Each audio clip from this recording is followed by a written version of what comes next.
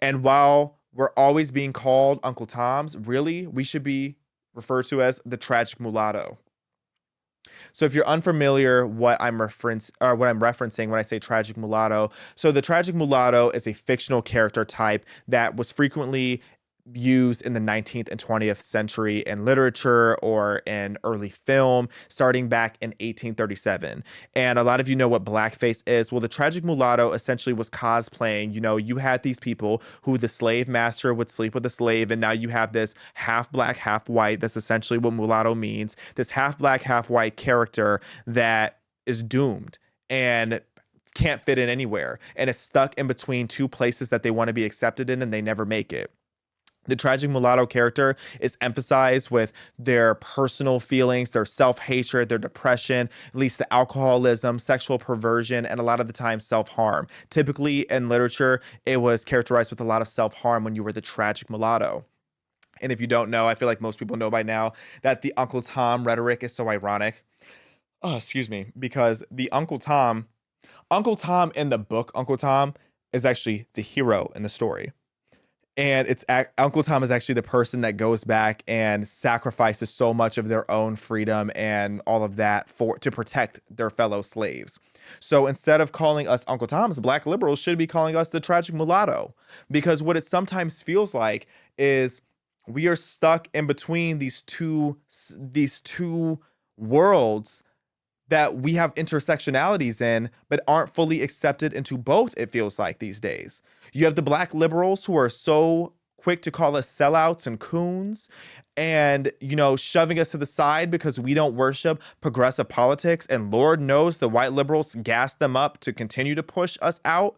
And then you have the conservative movement, which overall, more often than not, is extremely accepting. But you have this anti-black far fringe right that is growing in popularity right now, and growing particularly in comfortability when it comes to constantly attacking black people. And their influence, I'm scared of. Right now, I feel like a lot of these people are just stuck in the basement, but these people are starting to be out and about. These people are starting to really make a name for themselves when it comes to just their pushing their racist rhetoric. And they even go as far as, constantly hating on MLK, constantly hating on the civil rights movement. And I understand the flaws of both.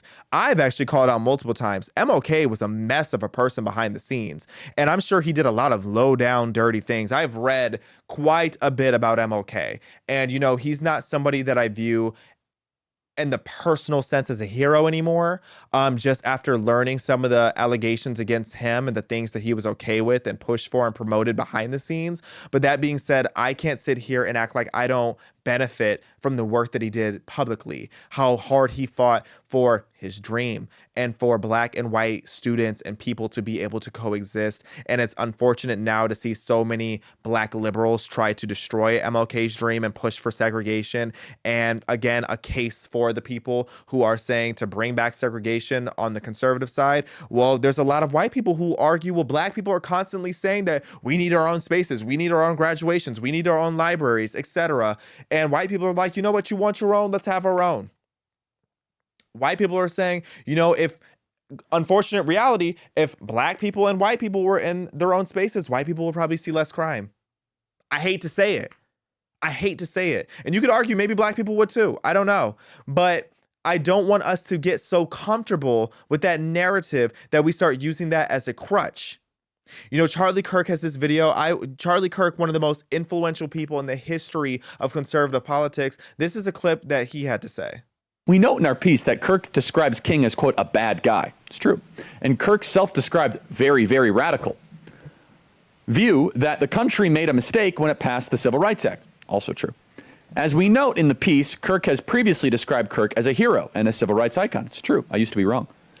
What inspired Kirk to shift his view on MLK? Why does Kirk think that MLK is a bad guy? When Kirk says that MLK says, quote, one good thing he didn't believe, what does he mean by that?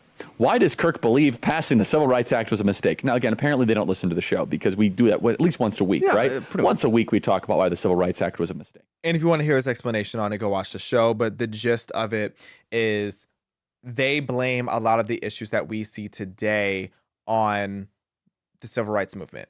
And I'm not calling Charlie Kirk racist. I love Charlie Kirk. I've collabed with him. I've looked up to him. I do look up to him.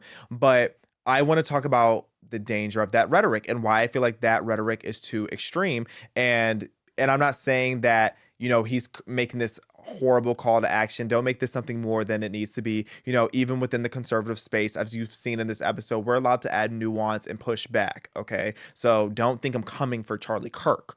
With all due respectfully, I don't think he could be any more wrong when it comes to, or actually, it's not even that he's wrong. I think he's taking that narrative too far.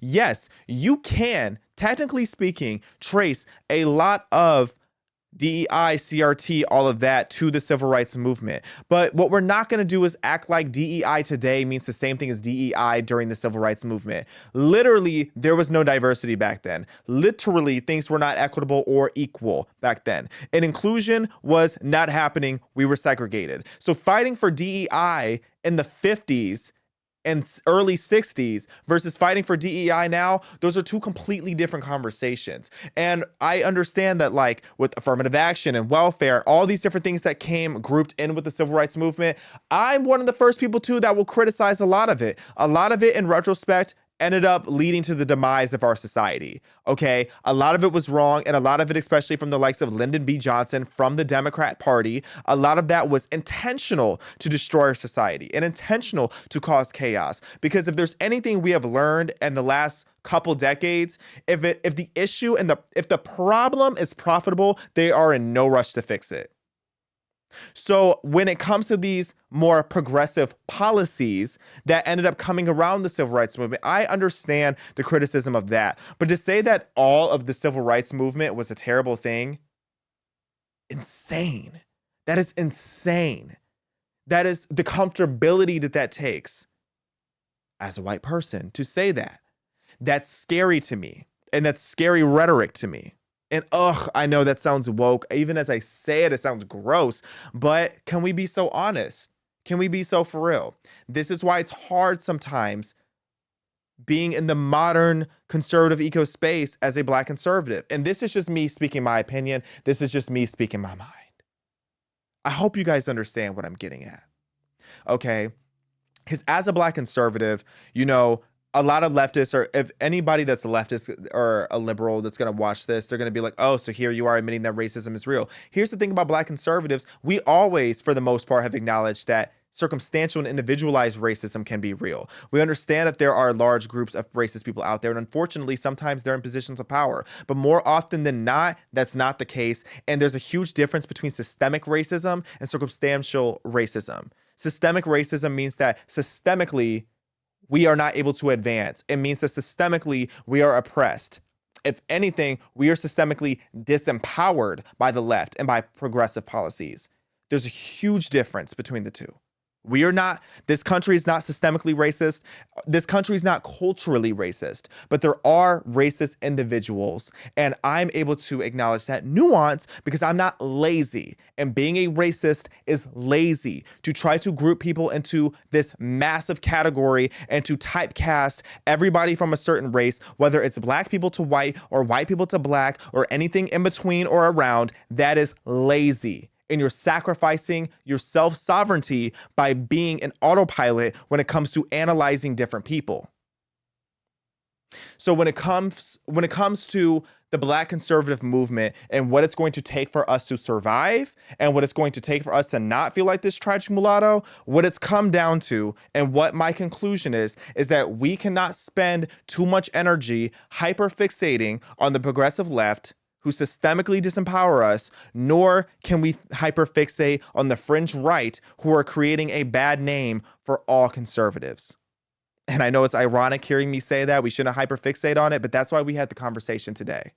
And I hope this was as productive of a conversation as I planned for it to be, and as I truly, in the bottom of my heart, want this to be, because I don't want to see racial tension rise because our country is healing. Our country is in a very transformative time period right now. And I want to see all of us be in cohesion and, be happy and in harmony as much as possible. Hopefully I'm not being too optimistic, but I do want to see us back on the path that I feel like we were doing such a good job of being on leading up to the election. I don't want to see the fringe right become so loud and so unchecked that we end up taking 20 steps backwards. And to finish out this episode, I want to quote an article that inspired a lot of this, because I've been thinking about this conversation for a while. But I saw this article from The Blaze. His name, the author's name, or the writer's name is Delano Squires. And the article is called "Black Conservatives Are the Tragic Mulattoes of American Politics." And he says, the most valuable contribution Black conservatives can make today is to leverage our cultural competency, experience, relationships, and expertise to build institutions that can radically improve social and economic outcomes in the cities and communities they care about most. And I could not agree with that more.